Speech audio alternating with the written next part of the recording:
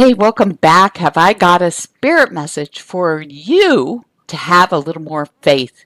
I just got off the call lines. One of my callers, their spirit had shared with us that they were waffling on inking a deal for their business.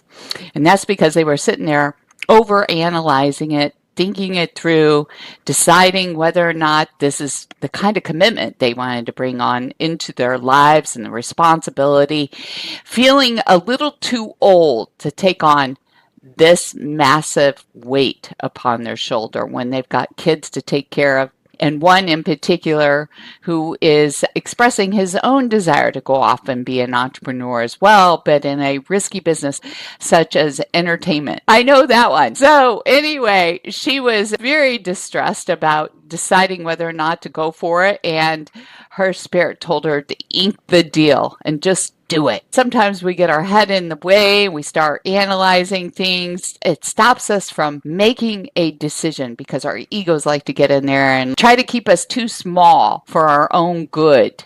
And we've got to really listen to our instincts of what the heart is really calling out. Faith means trusting in the unseen.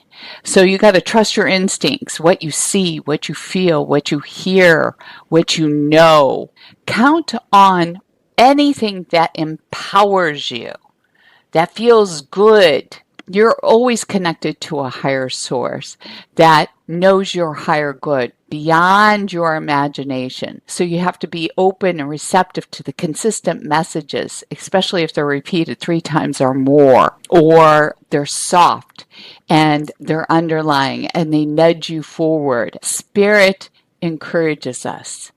It inspires us no matter how long it takes or any setbacks. Dismiss anything that disempowers you or forces compliance. Someone else's reality is not always yours. Fear weakens your resolve, your strength, your power. It separates you from your loved ones. It causes disruption in your sleep, makes you feel bad about yourself. That is all the ego is doing. The second point I'd like to make is that you got to have more faith in other people. We got to trust that people know what's best for them and let them fly. And like you, most people are doing their best just to get by each and every day. Relinquish your control over anyone else with your decision making. When we have faith in ourselves and other people, grace moves through us with more understanding, more compassion, and making decisions that are for the higher good of all and all relationships. Instead of thinking the worst about somebody, just consider they might surprise you. My final point I want to make here today about this spirit message is to have more faith in the universe. It's so easy for us to have faith when things seem to be going our way. But when things are tough and hard and unjust, it's hard to see the bigger picture that it's flowing. It's already happening for us. When we are in those kind of moments, it is a test to regain our connection to the higher source and know that they got it. There's a big reason things are happening and it looks like a wrench has been thrown in, but sometimes those curveballs are our best miracles, are setting us on the path we should be on.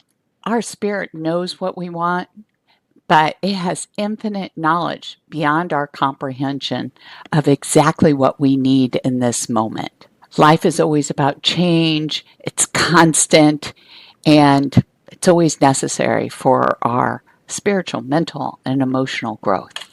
Your unwavering faith always leads you to your heart's desire when the time is rightly yours. Thank you for joining me today. If you like this message, please subscribe, like it, and please review and share it with others. Have a good one.